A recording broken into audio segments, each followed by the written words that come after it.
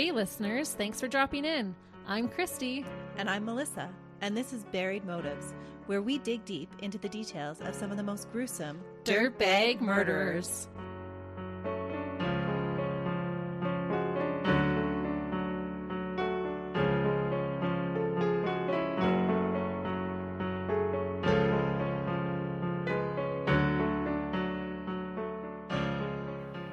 Hey listeners!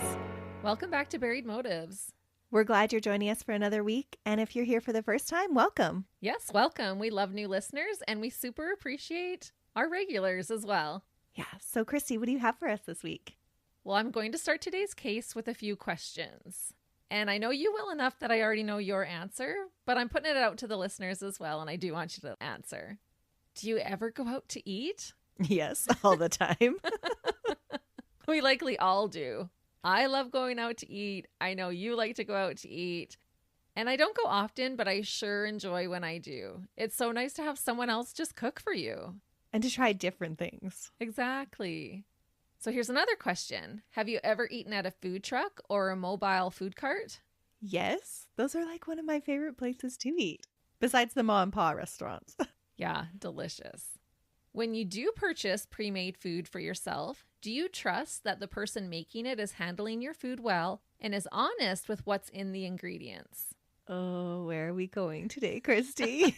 Well, I just wanted to point out that we tend to have an automatic sense of trust with the people who prepare and serve us food. I think if we didn't, then we would never eat out again. If we actually sat down and thought about it, there's no way any of us would eat outside of our house. Exactly. And that's how I felt as I was writing this case. I was like questioning myself. Why as a society do we not question these sorts of things? Like, I know there's food control and all that kind of stuff, but we just kind of blindly put trust into the people who are preparing our food for us. Which is actually kind of hilarious now that you pointed out, because how often do we not even trust like the person we're walking past on the street, let alone somebody that we can't even see behind closed doors of the kitchen? Right. And if some stranger came up to you on the street and was like, hey, you want to buy this hot dog for $5? You'd be like, get away from me. I don't know what you did with that hot dog. So true. But because we approach them, then it's okay. Right. Or if they have a cart on the sidewalk, we're like, oh, great. Yeah. With a little laminated sheet that says they've been approved. Right. That anybody can make up in their basement. Exactly. Oh, you have ruined eating out for me, Christy, and I enjoy it so much. I have a feeling it won't ruin it for us, but it did make me kind of question. I'd never really considered that before. And we'll see how you feel by the end of today's case, but it may make you second guess your decision to stop at that yummy roadside food stand the next time you get the urge. Oh no. The dirtbag we are discussing today is so evil that even after being caught, he openly admitted that he wasn't sorry for the crimes that he committed. I'm pretty certain you all are going to hate this monster of a man. He is honestly what nightmares are made of. We have been covering some nasty dirtbags lately. Ones that you just have to hate. Yeah, we're getting into it with this guy. Oh, and I'm already feeling like super squeamish. Oh no. That's probably because you're making us record at 8:30 in the morning. Got things to do, Christy. I'd rather record at 2 a.m. Melissa and I are so opposite. She is ruled by the sun and I'm ruled by the moon. Somehow we make it work. Maybe that's because opposites attract. Yes. Mind you, hopefully everyone listening is the opposite of this dirtbag I'm about to tell you about. And it sounds like we definitely don't want to be attracting him either. For sure we don't. Let me tell you about him. Joseph Roy Methany was born in Baltimore, Maryland on March 2nd, 1955. He went by Joe, and so that is how I'll refer to him. One source I found said he was actually born in Cumberland, which is about a 2-hour drive to Baltimore. If he was born there, he did eventually move to Baltimore and was living there when the crimes took place. Okay, so he spent most of his life in the same area then. He did. He did not venture far. It is reported that Joe had a rough upbringing. Before we go any further, I do want to put out a little disclaimer that a lot of the information the public has about Joe is from his own later confessions. Usually, finding out information from a killer himself is considered a goldmine. However, in this case, Joe had a reputation for stretching the truth. Police tried to confirm what they could, but for some things, They are just taking his word for it with a grain of salt. A storytelling dirtbag. Yeah. Which you covered one like that not that long ago in your Christian Bala case. Yes, he was a storyteller and purposely created myths or lies about himself. Yeah, which is a little different than this guy. I don't know if he's just trying to stretch the truth a bit for shock value. But on the other hand, I kind of believe him because he is so evil and unremorseful that I think he just had no problem telling them exactly what he did. No shame. My second disclaimer is when reading parts of his statements, I will also be substituting some of his foul language. You'll know when I've added a replacement word. Fruit? Is that what you said? No, he doesn't say fruitin'. Fruit off. But maybe that should be the new word. And he's so foul, actually, that there was a lot of statements that I didn't even bother putting in because I would have been replacing every other word. Joe's father worked as a laborer, but was also an alcoholic, and from what I read, not necessarily a nice one. Some reports said that he could be abusive. When Joe was 6 years old, his father was tragically killed in a car accident. When his father died, he left behind a wife and 6 children. This meant that overnight, Joe's mom, Jean B. Methany, had to suddenly provide for and take care of all 6 kids all by herself. That wouldn't have been easy in the 60s. No, not at all. Jean had to work multiple jobs at a time. She worked as a bartender, a waitress, and even a canteen truck driver, delivering lunches to workers at a shipyard. Joe claims that he and his siblings were severely neglected growing up. He was super young when his dad was killed, and I'm sure his mother was gone a lot to try and provide for her kids. Well, being the sole breadwinner, that would have to take priority to put food on the table. Yeah, especially for 6. And they didn't have any extended family members that you read about?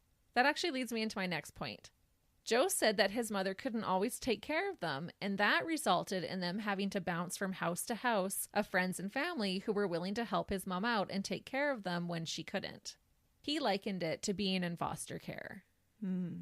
Just no steady environment. Right. So there were people, though, that were willing to help her.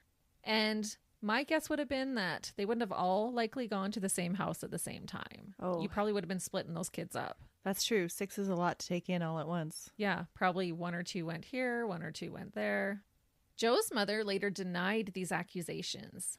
She admitted to being poor and having to work a lot, but said she always took care of the kids herself. When Joe's mother described her son as a child, she said he was polite and kind and was an avid bicycle rider and did well in school. She said he was, quote, smart and had a good childhood. If he was neglected, it was his own fault. It was a pretty good home. Okay. By this statement, I'm thinking the truth falls somewhere in the middle. Yep. I believe his mom had the best intentions, but if she was gone all the time to try and provide, how can she say her young son didn't feel neglected? Joe said that the neglect he felt caused him to develop depression. So the question is he lying or is she trying to save face? It's a little bit of both. It's always both. Yeah, because honestly, she can't say that he did not feel neglected because that's a feeling of his. Yeah, and to say if he did, it was his own fault? Yeah, that was a little weird. Yeah, that was a little bit of a suspicious comment to me as well. Or maybe she was just throwing it out there and being like, you know what? He had everything we tried and he didn't want to be a part of the group. I don't know. Yeah, or if it wasn't good enough for him, that's on him. Yeah, maybe. Maybe a bit of tough love going on there. Yeah. But you can kind of feel for both. I can't imagine what that mom would have been going through, and it would be really hard at 6 years old to have your dad die and then your mom always be gone. Right. I read that she usually had between 2 and 3 jobs at the same time. Oh, that would have been so difficult. Either way, Joe and his mother did not seem to have a good relationship with one another, to the point where he falsely claimed that his mother was deceased. Oh. Yeah, he would just tell people she's dead. That is not nice. His poor mother, the person that was out working long hours trying to provide for her family, and he's like, oh, she's just dead? Yeah, busting her butt to try and provide, and he was like, yeah, she's dead. Oh, that's a dirtbag move. Yeah, but to him, she was kind of dead to him. Joe's mother later commented about Joe telling people she was dead. She said, quote, maybe he just wishes I was. He pushed his family away a long time ago. That statement kind of clarifies her earlier statement saying that if he felt neglected, that was his own fault. Because if he was pushing everybody away. But pushing away was in his adulthood, not as a child. Oh, okay. Yeah. And she made this statement after the fact, after we know what he's done.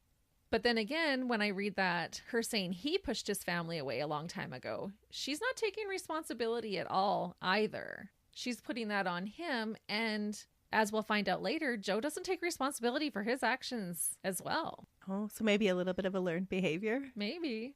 When Joe turned 18 in 1973, he joined the United States Army.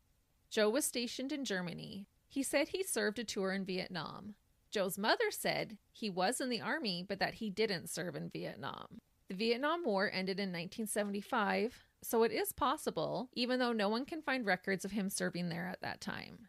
One thing that no one disagrees on about his time in the Army is that while serving his country, Joe became addicted to heroin. Oh, no. Sadly, his addiction journey was just beginning. After joining the Army, Joe became addicted to crack cocaine and alcohol along with the heroin. That's a wicked combination. It's definitely a recipe for disaster. Despite his addictions, Joe was able to hold down a job as a forklift driver at a wooden pallet company. People around him described him as well-spoken, smart, and polite, a far cry from the type of person he was about to become.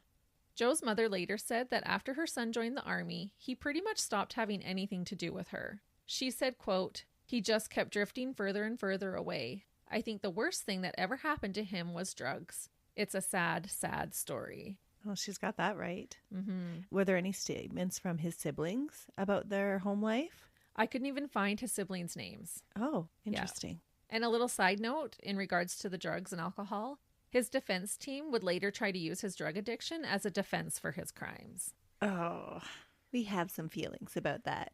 We do. Which we don't have to go into. That's right. Because his hard-earned cash went to purchasing his substances, Joe was often homeless. He would frequently stay in makeshift camps in the south part of Baltimore. He would sleep in a sleeping bag inside tents or under bridges. Not an easy life. Mm-mm. And one that's really hard to get out from under. Yeah. On the streets, Joe was coined the name Tiny. This was an ironic nickname because nothing about him was tiny. Joe was 6'1" and weighed about 450 pounds. Oh. He was a big guy, which makes what he does even that much more terrifying. It would be extremely hard for an average-sized woman or even a man to fight off a guy built like Joe. Yeah, that is terrifying. I'll be posting a picture of him on our socials. That's so unnerving, but in it you can see his full stature. And I'm going to actually show Melissa. I didn't show her a picture of him yet, but this picture is terrifying to me. Has he got that madman face? Oh, just wait. Oh my goodness. Her eyes just went huge. What was he doing in that picture? Was he just about to attack somebody? I don't know. Or was he posing? I don't know where that picture was taken. It looks like it might have been even after he was picked up. Yeah, he looks like he's at the precinct. Yeah. Oh my goodness. Yeah, you have to go to our social medias to check that out because that is disturbing. Yeah, if you saw this man coming after you, you might need a new pair of pants. Yep. Mine would be peed for sure. Although Joe was described as well-mannered, there was also a violent part of him. Allegedly, he would often get into fights at local bars with other men. He gained a reputation as being a bar brawler and had many charges placed against him, things like drunken disorderly or assault. And was he usually the instigator? I don't know that, but I wouldn't put that past him. Because usually if one person is getting into multiple bar fights, you've got to be the instigator a lot of the time. Well, and I'm thinking with his propensity to kind of tell stories, I'm wondering if he gets himself in trouble and is telling a story and then somebody's like, yeah, right. And then he has to challenge them because they've challenged his story. Could be. Eventually, Joe met a woman and fell in love. She too was heavily addicted to drugs and alcohol, which when you put the two together, it wasn't a good mix. The two got married, and Joe was able to straighten up enough to purchase or rent a trailer for them. Was he trying? Maybe. And I'm going to apologize that there are a lot of people in this case whom there are no names recorded for. Joe's wife is one of them. It is possible that names could have been left out of the case reports to protect some of those involved. Oh, that often happens when they're redacted. So it's definitely not out of disrespect that I'm not including their names. but she was one of those names that I could not find anywhere. Okay. Joe and his wife welcomed a baby boy into their family and seemed to just be living their life as per their usual until something happened that changed everything. One day in 1994, Joe came home from work, as one does, but this night, when he entered their trailer and turned on the light, he realized that the place had been cleaned out. She left him? She did. Oh, and he already has abandonment issues. Yeah. He was working as a truck driver and had been working overtime. While gone, his wife had taken everything, including their son, and had taken off. And I always have so many questions when I hear of this happening. Moving is a huge job. I don't know how you pack up and clean out a house so quickly. If he was gone on an extended trip while he was trucking, then she'd have some time. It didn't sound like he was gone that long. Okay. But what a huge thing for this to happen to him. Because as a child, he felt his father was taken away from him. And now she's taking his child away from him. Oh, yeah. And so suddenly, like overnight, like a tragic car accident, there's no warning for. Mm-hmm. And that makes sense why this was such a trigger for him. Yeah. You can see how it would be. Yeah. This discovery was a surprise to Joe. When he left for work, he had no idea his whole family and all his belongings would not be there when he returned home from his shift. There was nothing left in the house. Oh, man. Joe was convinced that his wife had left him for another man and had moved in with this man and taken their son with her. He knew there was also a chance that they were just living on the streets somewhere with this guy. That would be so hard. Mm-hmm. Needless to say, Joe lost it. He saw red and was set on finding her, their son, and this man who had taken them away from him. Is he going to take it out on a whole bunch of strangers looking for this man? Yep. Oh, no. He later said that this incident was the catalyst for the murderous rampage that would ensue soon afterwards. So is he a rampage killer then? He's just a killer. Okay. He does a spree killing and then other murders as well. Okay. About his wife leaving, Joe said, quote, "My old lady had taken everything, including my son, and left me. Her leaving was not my problem, but she took my 6-year-old son with her." He was 6 at the time too? Yes. Oh man, this is going to be huge triggers. Uh-huh. He continued to say, "She was a crack addict and a worthless piece of crap. I would have paid her to get out of my life. All she had to do was take my son over to my mother's house, and she could have had everything else and be gone." Joe went on the hunt.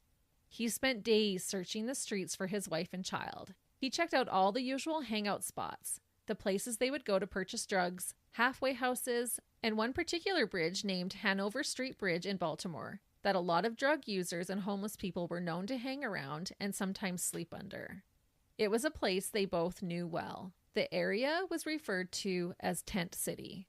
About 6 months later, Joe found out that his ex-wife had moved to the other side of town with a man and had turned to sex work to support her drug habit. Where was his son? He learned that his ex was arrested for drugs and that their son had been apprehended by social services and placed in foster care. No, because he hated bouncing around and he equated his life to being in foster care, which was a horrible life. He's Yeah. going to hate this. Yeah, totally a parallel to his childhood in his eyes. His ex had been charged with child neglect and child abuse along with her drug charges. So he probably didn't even know exactly what she had done to their son to have those charges pressed against her. Oh, man. I can just feel his rage building. Mm-hmm. But abuse and neglect, and that's how he felt his life was. And like you said, 6 years old, 6 years old, too many similarities. So you can see why he'd be triggered. And then at the time that it happened to him, he couldn't do anything about it as a child. And now he's this big, honking, huge man that gets into bar brawls and does something about it. Yeah, so you could see why he would hyperfixate on this. He is not going to let this go. And I do want to point out that there is no updated information regarding their son after this. So let's hope he was okay and is enjoying a better life. Mm-hmm. I couldn't find anything. And honestly, I didn't look too hard because I just feel like he should be able to live his life without being tied to Joe Methany. As we just discussed, finding out that his son was taken away only fueled Joe's anger, and he was more determined than ever to find them.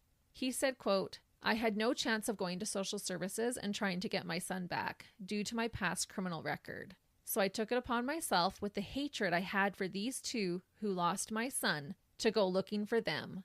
I had found out from someone that they was going under that bridge and getting high with some homeless mother effers who lived under that bridge. So he's like this vigilante killer then, in his eyes. In his eyes. He's wanting revenge for having his son taken away, because he knows he's not qualified to get his son back. Joe decided to go to the bridge and look for his ex-wife. To his dismay, she wasn't there. There was, however, 2 homeless men under the bridge. He said they were passed out on a stinking old mattress when he found them. He was sure they were the guys that he had been told of that got high with his ex and her new man. The men's names were Randy Piker and Randall Brewer. Both men were 33 years old at the time. Joe approached the 2 men and asked them if they had seen his wife or knew where she was. They said they didn't know her or where she was.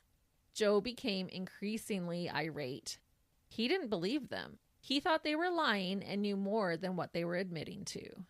Joe started to walk away, but his fuming must have grown so intensely that he decided to turn around and take his frustration out on the 2 unsuspecting men. Oh, those poor guys, just in the wrong place at the wrong time. Exactly. And it just so happened that people were like, yeah, they're hanging out with these couple of guys under the bridge. That's where they're doing their drugs.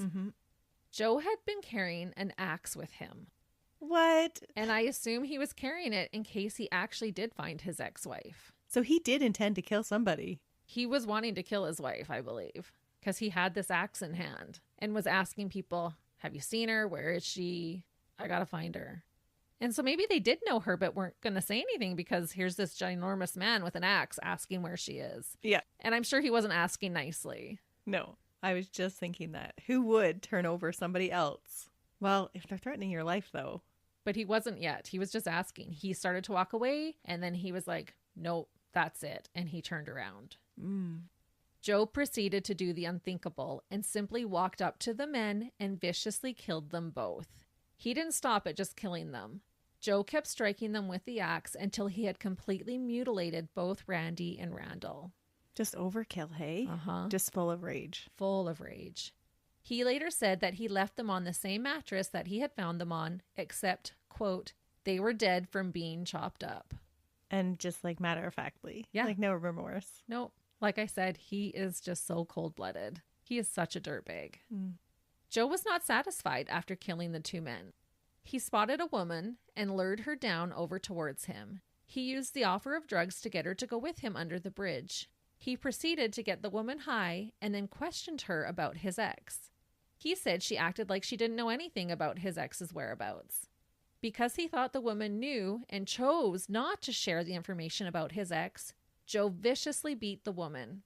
And remember, he's 6'1" and 450 pounds versus a homeless woman addicted to drugs. After mercilessly beating the woman, he raped her and then ended her life. And I believe he strangled her.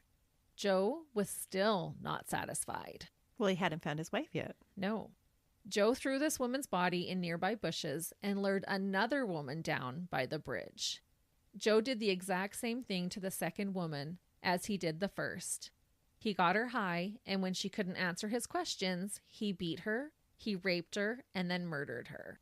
As Joe was about to throw the second woman into the bushes, he noticed a man down the river who was fishing. He said the man was looking in his direction.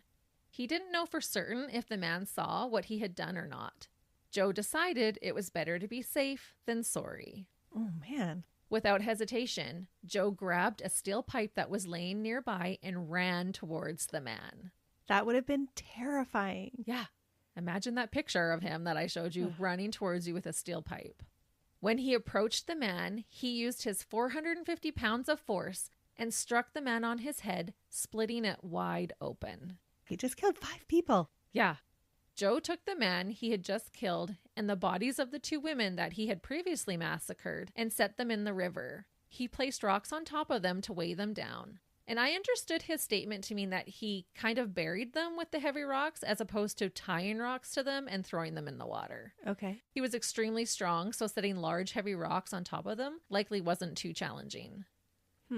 It just gives me such a eerie image, thinking of all this happening late at night under the bridge, all 5 of them being murdered, and so viciously. Right, but I'm thinking at the same time, because he's weighing them down, he's actually keeping them at the crime scene instead of sending them downriver where they would have floated away and they wouldn't have been attached to all the evidence of the crime scene. Well, actually, those 3 bodies are never found. What? Mm-hmm. How are they never found?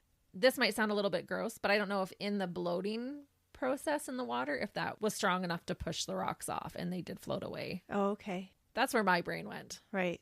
Because otherwise I'm thinking he's tying them right to the crime scene. Mm-hmm. Obviously, he's not thinking this through. No, he's not thinking any of this through. Huh. Because the other 2 men he just leaves on the mattress. Yeah. About this spree killing, Joe said, quote, "That was a very busy night for me. 5 murders within about 7 hours. I washed up in that river and cleaned up the crime scene as much as I could, then left." It couldn't have been very clean if he left the 2 bodies on the mattress. And I thought about it. He probably had to have been soaked in blood after killing those 2 men with the axe when he brought those other women down to the bridge. And they still came.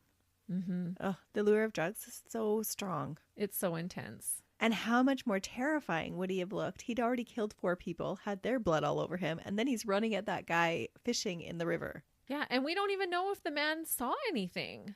Oh. He might have just been looking downriver, not even noticing that Joe was standing there. That's crazy.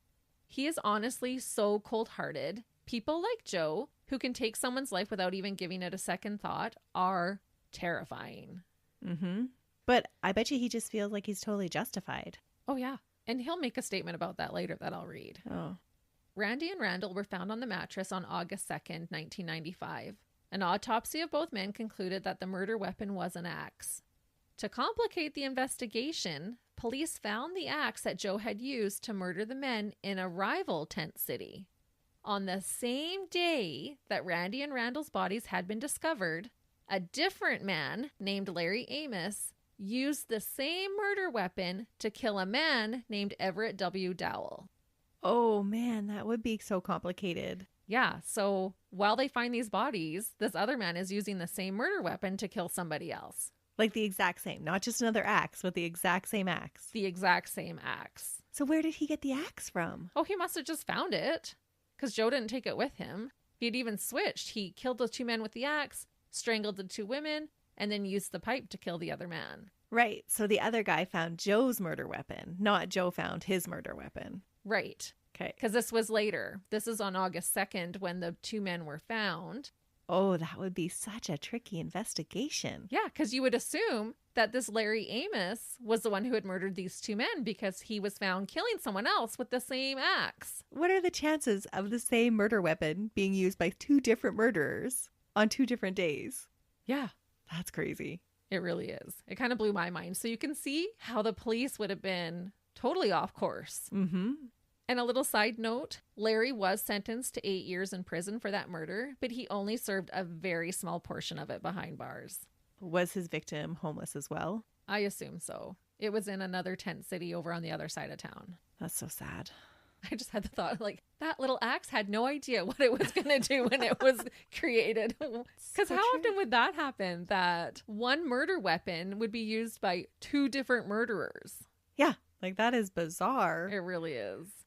Despite the sidetrack for the police, it didn't take too long before Joe was arrested for the 2 men's murders.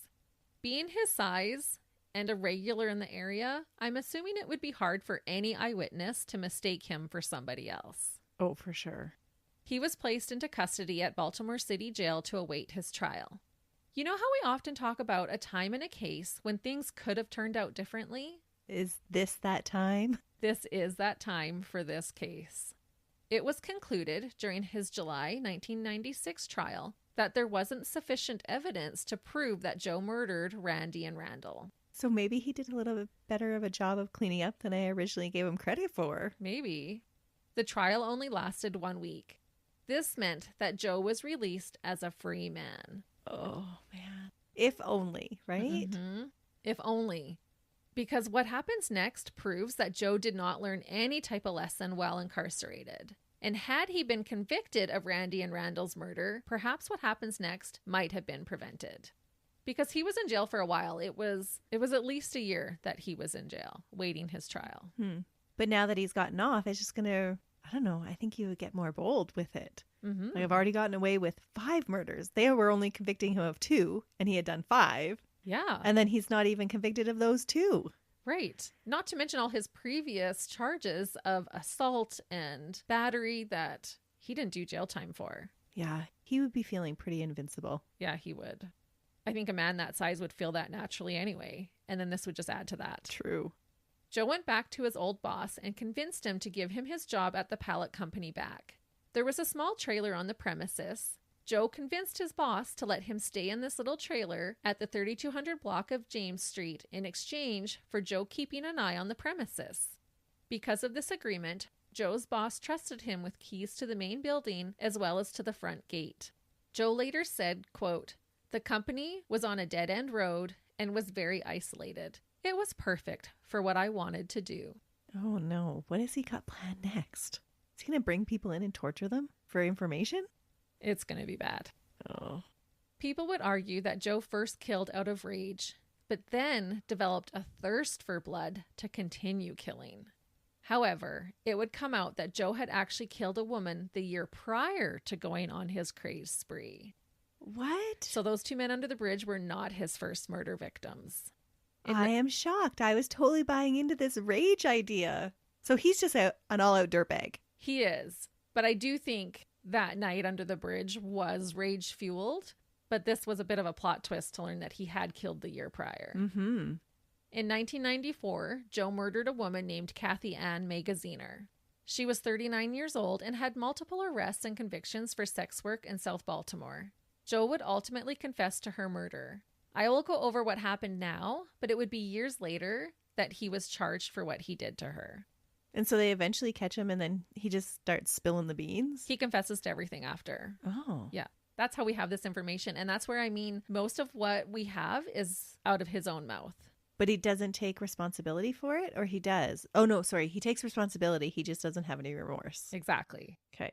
During his later trial, jury members had to listen to a tape recording of Joe confessing to Kathy's murder. When asked about the murder, he admitted to strangling her. He said he buried the body. Shockingly, Kathy didn't stay completely buried. Joe said, quote, "I dug it," meaning her skeleton, "up and took the head out. I just took the head and threw it in a box in the trash." Why? I Just don't because know. it was showing above the ground? But if he had to dig it out... It was in the ground. It was a shallow grave, but he just later decided, I'm going to go take her head. Some speculate that he maybe did some unholy things to that head. I didn't really want to go there, and he didn't admit to that, but he did remove her head and threw it in the trash, put it in a box and threw it away.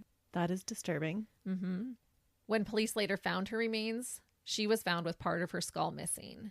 She had to be identified through dental records, so I believe her bottom jaw was probably left. Joe showed police where she was buried. He buried her in a shallow grave near the Joe Steen and Sons pallet factory where he worked and later lived. She remained buried there for over 2 years without anyone noticing, even though her grave was only about 2 feet deep. He also buried her purse and clothing in different spots on the property. So they eventually identified her from him telling them where her purse was buried. Yes, he took the police right to where she was buried. And what was his motive for killing her? He doesn't really say. Just, hey, I killed this woman. Yeah. Dirtbag. When asked what her name was, he coldly answered, "Haven't a clue." Oh, wow. So cold-hearted. Yeah, he's just evil to his core. I sometimes try to find some type of redeeming qualities, but I'm not finding it here. He did, however, explain that he murdered her for a sense of power and because he got a rush out of it. Oh, there's the bloodlust. Mm-hmm. It is believed that Joe became addicted to this feeling or rush of killing. And we know he has an addictive personality. And so once he killed one, he had that thirst. But he waited so many years in between. That we know of. But he's confessed to all the other ones, so why not confess to more? That's true. So he waited a year, which isn't uncommon with serial killers actually at the beginning. Mm-hmm. Okay, let's go back to when Joe was acquitted of Randy and Randall's murders and is now living at the pallet company where he went back to work. Where he's already buried one victim. Right. He was released from jail in August, and by November of the same year, 1996, he would murder yet another woman, Kimberly Lynn Spicer. She was only 23 and was battling a crack cocaine addiction. He reportedly met up with Kimberly at the Borderline Bar and Restaurants in Artibus, which is a suburb of Baltimore. These people that he's killing are just so vulnerable. Oh, he purposely picks vulnerable people. It seemed like they already knew each other. It was stated that Kimberly thought Joe was kind and sometimes even felt sorry for him. And that we found out from statements from her mother later. Okay. Joe brought her home and stabbed her to death with a black-handled knife in the chest and then hid her body at the factory. It is assumed that he also raped and beat her before taking her life. He did that with all his women victims. And I can't remember if I put this in here later, but he did eventually bury her at the property as well. But at first, he just hid the body for, I think, almost a month, like 3-4 weeks. Was that so he could revisit it? Maybe. Ugh. Only a few weeks later, on December 8th, 1996, Joe attempted to rape a 37-year-old woman named Rita Kemper. Joe brought Rita to his trailer and shared some of his drugs with her. Joe started trying to have sex with Rita, but she refused and ran out of his trailer. Joe managed to grab Rita and drag her back into his trailer with him. Once inside, he began beating her. He forced down her pants and began trying to rape her. While doing this, he said to her, quote, "I'm going to kill you and bury you in the woods with the other girls." Oh my goodness, that would have been terrifying. Yes. So she fights. She does. She is a queen. By some miracle, Rita managed to escape the grasp of her 450-pound attacker. Joe had locked the tall fence surrounding the pallet factory, and so he didn't think Rita would be able to escape. As Rita ran towards the fence, she noticed a stack of pallets set beside the fence. She was able to climb the stack of pallets and get over the fence, freeing herself. Rita immediately ran to the police. Rita later said that you could see the evil in Joe. They had known each other prior, and she stated that she feared she was going to die on that frightful night. She said, quote, "Whatever Tiny wanted to do that night, he was going to do. He told me I could scream as loud as I wanted to. I knew that he wasn't going to let me out of there alive. I wasn't letting this man take my life from me without a fight." Good for her. In Joe's later confession, he said this about the attack on Rita, quote, "I got her in there and started to rip her clothes off and knocking the hell out of her. She was screaming, but there was no one around to hear her except me, and I just kept on laughing at her. Oh my goodness. I turned around for a split second, and that was my mistake, for she ran out the door before I could get to her. There was an 8-foot chain link fence with barbed wire on top of it around the front of the company. There was a stack of wooden pallets next to the fence about 10 feet high. That bee scaled those pallets like a monkey and jumped the fence and ran down to the main road where some guy in a pickup truck picked her up and took her to a nearby gas station where they called the cops. Well, I knew the cops were on their way, but I didn't run. I gathered up her clothing, grabbed the keys to the gate, and went out and opened it. As soon as I stepped out the gate, a cop car pulled up, and the cop jumped out and pulled his gun on me and told me to get on the ground. And that is where it all came to an end." He's just giving up. Yeah. Oh, okay. Well, he knew he was done. Right. They knew each other before. She got away. He knew they were coming for him. Right. I was envisioning him making up some story about how it was all her fault. She made up a story to tell the police. Yeah, he's a liar. You'd think he would have come up with a lie. Yeah. But no, he even opened the gate for the police. He was like, okay, open the gate, and waited for them. Police probably were not expecting that. No. Police actually commented that when they showed up at the pallet company where Joe worked and lived, they were expecting to have a huge fight on their hands. Joe was well known with the police for his temper because of the charges he had gotten during bar fights. His size had them worried. Thankfully, Joe went easily with the police. One of the arresting officers would later testify that when they arrested Joe, Joe told them they didn't need to be scared. The officer replied that he wasn't scared of him. Joe replied, quote, "You ought to be." That would have been chilling. Oh, yeah. I could totally picture that whole conversation happening.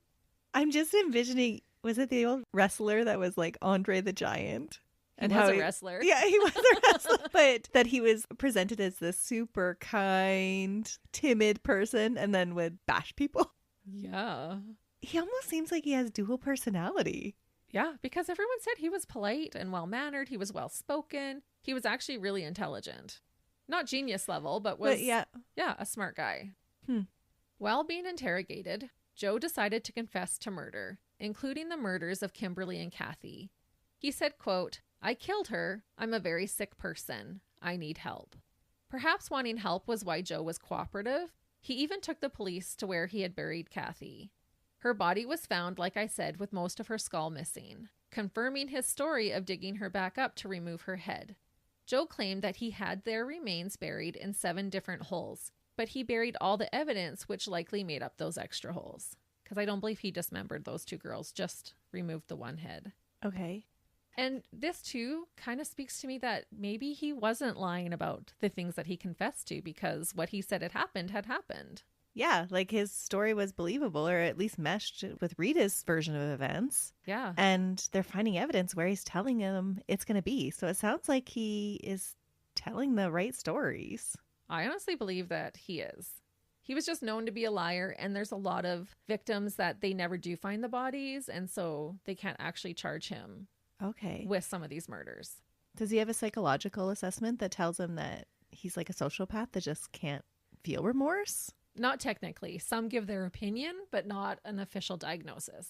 It just seems so interesting that he's so willing to tell them about it, and he's self-reflective enough to identify that he needs help with it. Mm-hmm. And that he's turned himself in now. Yep. Pretty much. Yeah, he did. He recognizes that he's caught and he turns himself in. And instead of just copping to that one crime, he lets them know about everything else that they haven't even connected him to.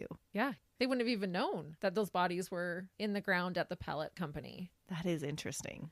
And Joe surprisingly confessed to multiple other murders. Between 10 and 13, he said. What? He said that most of his victims were young white women who worked in the sex trade or were homeless people. Most of them were addicted to heroin or cocaine. Joe said that he brutally raped each one of them. He also told police that he discarded most of their bodies in the Patapsco River. The river was searched, but no bodies were found. If Joe didn't throw his victims in the river, what did he do with them? Where were all these bodies? What Joe told the authorities next, I'm fairly certain they were not expecting to hear. Oh, this is where we're going to get the tie-in for the restaurant questions, aren't we? Absolutely. Oh, gross. Joe said that after he was released from jail, when the charges were dropped regarding Randy and Randall's deaths, he struck again. Joe admitted to killing 2 more sex workers who refused to give him information regarding where his ex-wife was hanging out. This time, instead of hiding their bodies in the river or beneath the ground, Joe decided that he would make use of them. Joe said that he brought the women's bodies home with him and proceeded to dismember them. Or I guess I should say he more like butchered them. Oh. He placed their meaty parts in individual Tupperware containers and placed them in his freezer. Did he eat them? Yes, but he wasn't the only one. Oh. On the weekends, Joe opened a barbecue stand on the side of the road. And I'm not sure if he did this before killing these women or just started it then. You are ruining street meat for me. I'm sorry. I am. But it ruined it for me too. So it has to be ruined for you. At this stand, Joe sold real roast beef and pork sandwiches. Unbeknownst to his hungry customers, they were getting more than they bargained for when they bought a burger from Joe. Joe claimed that he would take a Tupperware container out of his freezer that contained human flesh and grind it up. Joe would then mix the human meat with ground pork and beef to make patties. Joe admitted to first tasting it for himself. He said it was good and that human tastes very similar to pork, so it was easy to hide it in the burgers. No way. No one suspected that they were eating human flesh when eating one of his burgers. I'm trying not to gag so it doesn't make our listeners gag, but that is totally gross. It really is. When he was running low on his special meat, as he referred to it, he would search for another homeless person or sex worker to beat, rape, murder, and then butcher. Apparently, when he kidnapped Rita, he was planning to use her for more meat since he had used up what he had stored. Oh, man. Christy, that's so gross. And can you imagine Rita later finding out that that's what he was planning to do with her? No, that was her fate? Yeah. Ugh. Because Joe did this, people were literally eating the evidence of his crimes. And this is part of the reason why he can't be charged with some of these murders. When the public found out this information, they were sickened. No kidding. I read a report that stated that one man even eventually ended his own life after he found out. Oh. He just couldn't cope with the idea of having eaten someone. And honestly, the only thing worse than cannibalism is inflicting cannibalism onto other people without their knowledge. That would have been so hard to overcome. And it kind of gave me Robert Pickton vibes. Oh, totally. Yeah. But in the Picton case, it was just kind of like it wasn't confirmed that he did that. Well, and in this one, they can't confirm that he did either. He's just telling them. But all that meat had been consumed, so there's no physical evidence to actually corroborate his story. Huh. And so therefore, some people are skeptical that Joe served ground up human for others to consume. It seems like he's been pretty truthful with his story so far. Yes. And with that being said, his own attorney stated that she had no reason not to believe him and commented about how kind and gentle Joe was during their conversations. She said, quote, "I have always found him to be forthright and honest. I think he's telling the truth." As he's telling her about feeding people. Yeah. So like you said, this dual personality, because even she's saying he's kind, he's honest, but I do believe him that he's done all of these terrible things. So bizarre. Joe was put on trial in 1998, but there was only enough evidence to convict him of 2 of the murders, those of Kimberly Spicer and Kathy Magaziner. They were the only bodies found. He was charged for the murder of a 28-year-old woman named Tony Lynn Ingracia, but the charges were dropped due to lack of evidence. Because he fed her to people. Yeah. Pure evil. Mm-hmm. And her father made statements just about how evil Joe had to be. Oh. He had also been tried the year prior for the kidnapping and attempted sexual assault of Rita Kemper, which he was found guilty of. He was, though, however, acquitted of attempted murder charges for her. Didn't he just say that that's what his plan was? Was he had ran out of meat and planned to kill her for that? Yeah. I guess maybe because they had not gotten to the point where he was trying to kill her, like where he had actually attempted to kill her. But that was his intention. It was. Oh, that's sketchy. I'm just assuming that that's why, because those charges were dropped. Well, and I guess it didn't really influence the outcome, because Joe was sentenced to 50 years in prison for the kidnapping and attempted sexual assault charges for Rita Kemper. He then was given the death sentence for the murder of Kimberly Spicer. For the death of Kathy Magaziner, he was given a sentence of life in prison. So these were all different trials. Right. Something really sad that happened was on the first day of Kimberly's trial, her father suffered a heart attack and died. Oh, no. The stress of it all? Her mother believes that it was attributed to the stress of it. She said, quote, "God is upholding me. I know Kimberly is in heaven now, and my husband's there with her." That'd be so difficult to be the one left behind. Oh, so heartbreaking. In the year 2000, Joe's death sentence was overturned and reduced to life in prison without parole. What? Originally, the death penalty was given because it was believed that Joe had murdered her while committing a robbery, but the motive was later believed not to be robbery. Kathy's mother argued that because he buried his victim's belongings, it should have made him eligible for the death penalty, that would have proven robbery.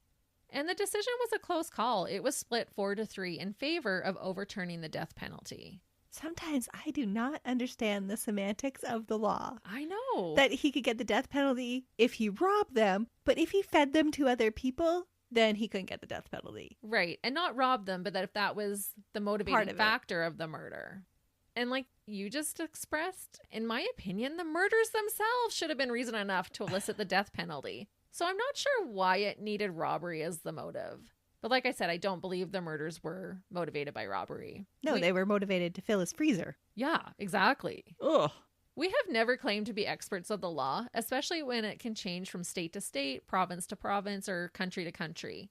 I just found it interesting that this is what the law was in Maryland at the time, and I'm not sure if it still is. During the trials, detectives described Joe's crimes as brutal sexual assaults that seemed to suggest a psychotic aggression towards a certain type of woman, which to me, that woman would be his ex, right? Mm-hmm. They were all drug addicts, sex workers, homeless, that type of thing. Mm-hmm. Joe admitted one regret. So he is remorseful. Well, not really. He admitted that his sole regret was that he didn't have the opportunity to kill his ex-wife and her new boyfriend. Oh, no. Many believe that the murders started out as revenge, but then quickly turned to enjoyment for Joe. It was during Kimberly's trial when he made the statement about getting enjoyment out of killing. He said it gave him a rush or a high. He said he, quote, had no real excuse why, other than I like to do it. Just evil. And I'm not buying that revenge was the motive because he had killed prior to that. Right. At his sentencing, Joe asked to be put to death. He had the audacity to say, quote, "The words, 'I'm sorry,' will never come out, for they would be a lie. I am more than willing to give my life for what I have done, to have God judge me and send me to hell for eternity. The only thing I feel bad about in any of this is I didn't get to murder the two mother effers I was really after. And that's my ex-old lady and the guy she hooked up with." Well, now I'm super glad that he didn't get the death penalty. Yeah, we never want to give these dirtbags what they ask for. At around 3:00 p.m. on August 5th, 2017, Joe was found unresponsive inside his prison cell at the Western Correctional Institution in Cumberland, Maryland. He was pronounced dead soon after being discovered. He was 62 years old and had served 20 years behind bars for his crimes. And I just got to say, good riddance. That's what I was just going to say. Were you? Yeah. Good riddance. Mm-hmm. Was it natural causes or had he killed himself? There was an investigation into it, but they didn't really say. I couldn't find a real official report, but he did have an isolated cell, so he wasn't with someone else to be murdered or anything like that I could find. So I'm assuming it probably was natural causes, to be honest. I will end with one final statement made by Joe regarding the human burgers he made. No. Prepare yourself. He said, quote, "They were quite nice. The human body tastes very similar to pork. If you mix it together, no one can tell the difference. So the next time you're riding down the road and you happen to see an open pit beef stand that you've never seen before, make sure you think about this story before you take a bite of that sandwich." Oh, and I totally will. Thanks a lot, Joe Methany. You have ruined it all. And that is the story of a man who was so unbelievably rotten that he killed vulnerable men and women for his own gratification, and who may or may not have turned some of his victims into roadside sandwiches. The incredibly evil dirtbag, Joe Methany. You have ruined street meat for me, Christy. I am never eating at a roadside stand again. I'm going vegetarian. I don't believe you, but but I believe that you believe it right now. In this moment, that is how I feel. Yeah.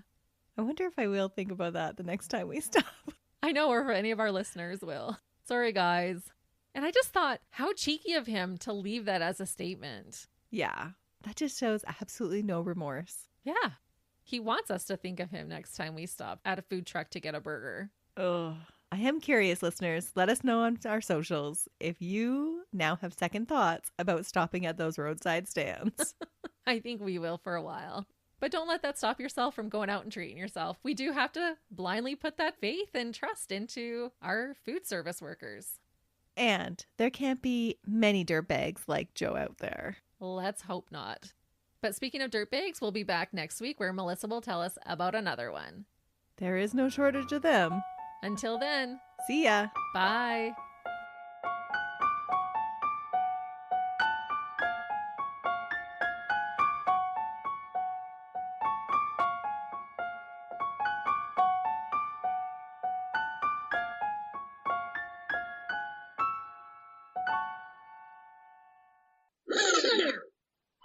Is this a little bit better? Christy sounds better. If only I was better. Positive thoughts. So, Christy, what do you... Did you just click your pen? I did. Yeah. Sorry. Fidgety today. He swore like a trucker. Mm-hmm. Was he a trucker? Actually, yes. No offense to our truckers. We love you. It's just the saying, isn't it? No, it is. Or is it swearing like a sailor? Oh, yeah. Swearing like a sailor. What? Because you're talking about him living under bridges and like, it's really hard to get out from underneath the bridge. Well, it's true. That bridge can be a metaphor for a lot of things. So true. And one particular bridge named Hanover. Blah. Is it better to record in the morning when I'm like super fidgety and like ready to go, or at nighttime when I'm like fidgety? After mercilessly. Man, maybe I blanked out. Maybe. Sorry. It's too terrible. Your mind's like, no, I can't take it in. And funny fact with that. Funny fact. Chrissy, we're talking about rape here. No, dumb fact for me Oh. is it kept referring to Joe being like the Kemper trial. Oh. And I thought they were talking about like Ed Kemper, the serial killer. And I was like, how is he connected to Ed Kemper? And so I was like trying to find like the connection. And then I was like, no, Rita Kemper, stupid. He wasn't connected to the Ed Kemper. But I was like, this is going to blow my mind. But no, her last name was Kemper. Okay, are you happy with that? I'm okay. I think, Do you yeah, think that's that's okay? yeah, that sounded good. Okay.